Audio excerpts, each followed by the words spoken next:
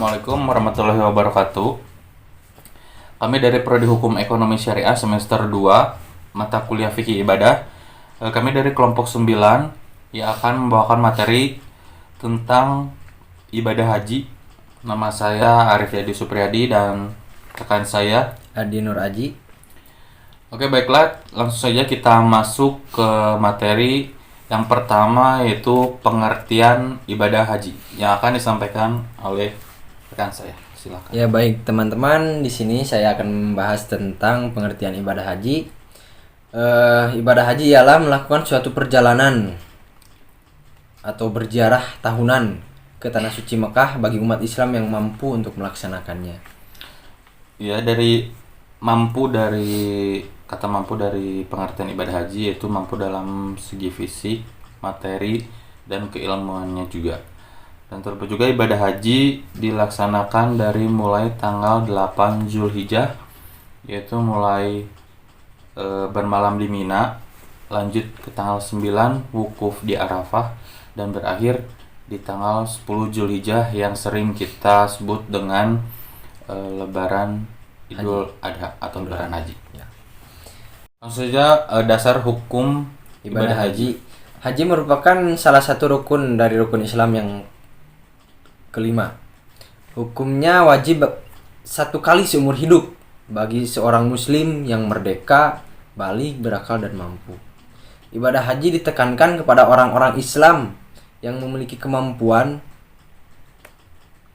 atau kesanggupan istitoah karena tugas itu berat dan memerlukan biaya yang tidak sedikit.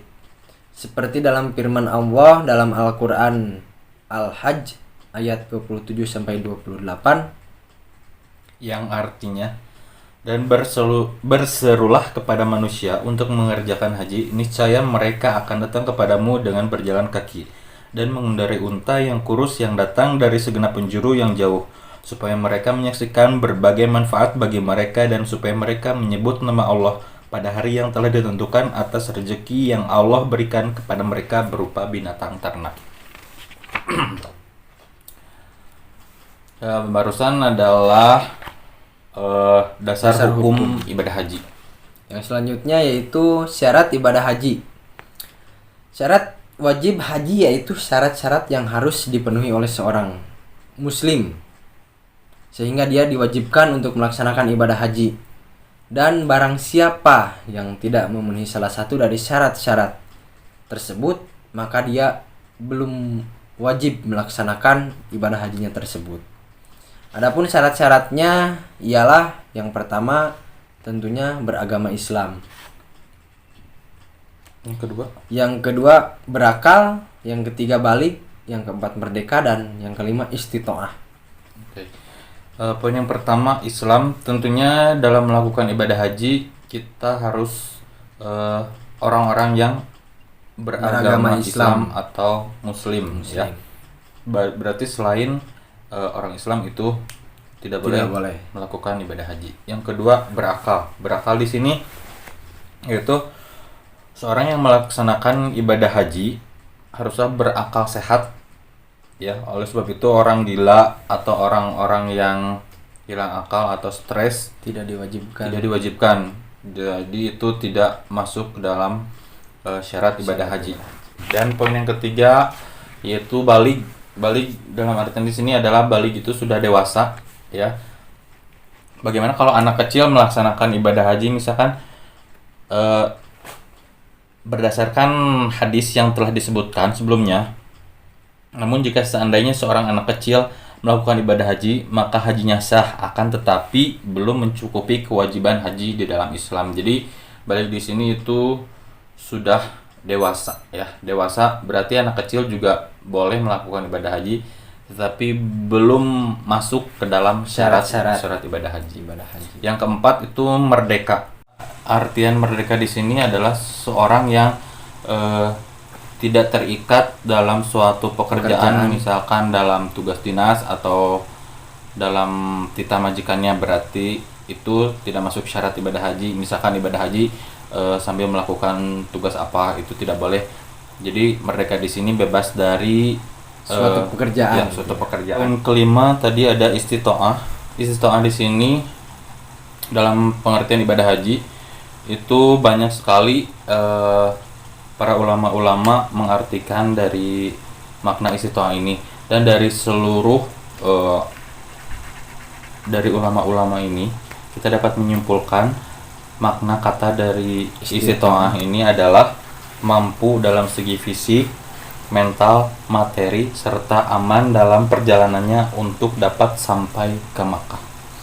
Yang selanjutnya dilanjutkan dengan rukun ibadah haji. Yang dimaksud dengan rukun ibadah haji ialah kegiatan yang harus dilakukan dalam ibadah haji, dan apabila tidak dikerjakan hajinya tidak akan sah.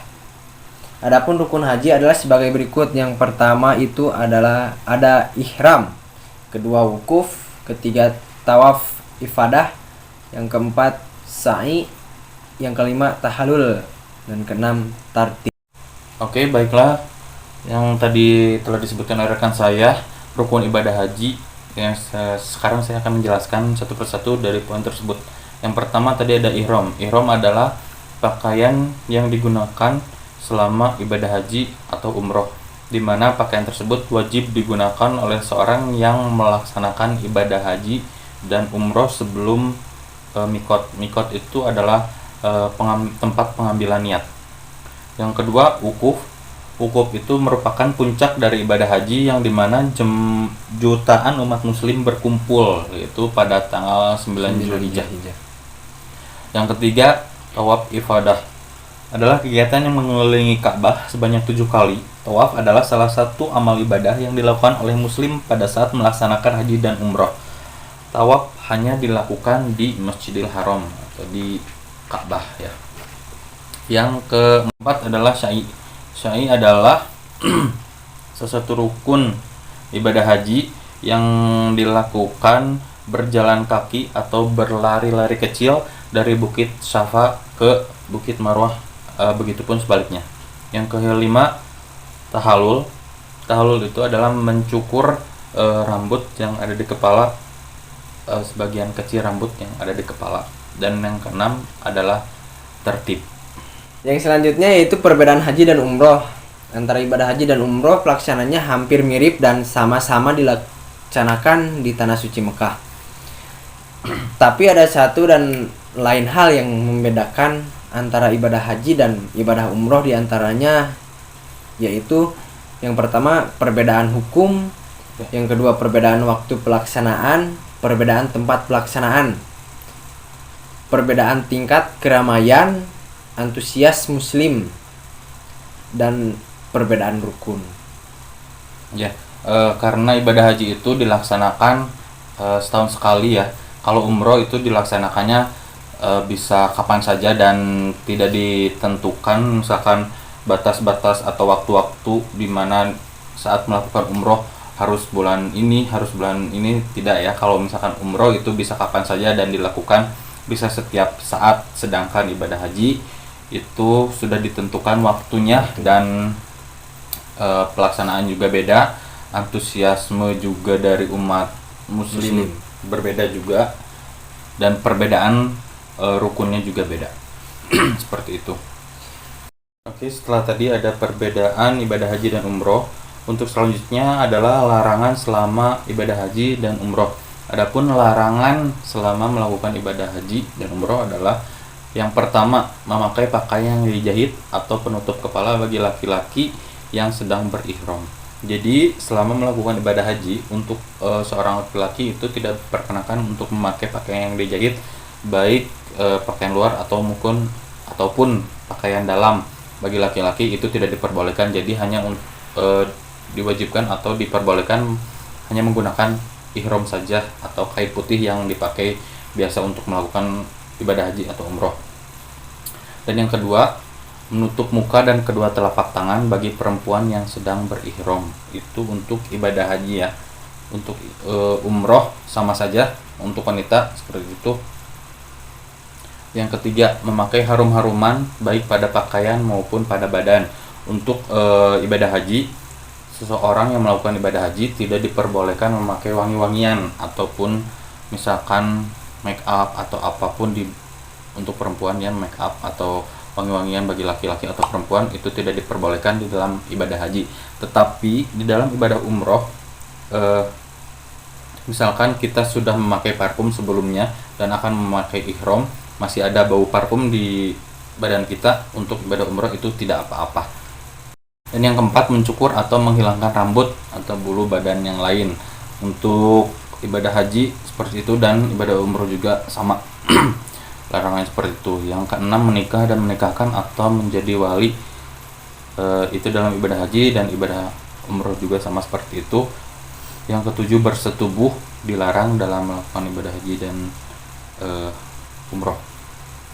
Yang kedelapan, berburu atau membunuh binatang darat yang liar dan halal dimakan. Yang kesembilan, menebang pohon atau memotong rerumputan itu tidak diperbolehkan di dalam melaksanakan ibadah haji dan ibadah umroh, seperti itu. Jadi sekian penjelasan dari kami teman-teman. Bila ada kesalahan dalam perkataan, mohon maaf, ataupun dalam kekurangan dalam penjelasan kita, mohon dimaafkan. Jadi hanya itu saja yang bisa kita sampaikan. Semoga bermanfaat untuk teman-teman semua. Sekali lagi mohon maaf apabila ada tutur kata yang kurang berkenan dan kurang dimengerti oleh teman-teman semua, mohon dimaafkan. Dan sekian dulu dari kami tentang pengertian ibadah haji. Assalamualaikum warahmatullahi wabarakatuh. Kalau ada kritik dan saran boleh